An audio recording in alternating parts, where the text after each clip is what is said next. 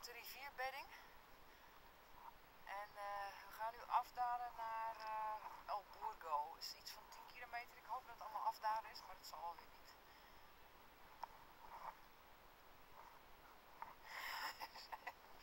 Ik krijg net door uit de coulissen dat het 7,5 is. Kijk, ze hadden dat al lang gezien bij het bord achter je. We gaan. Let's go.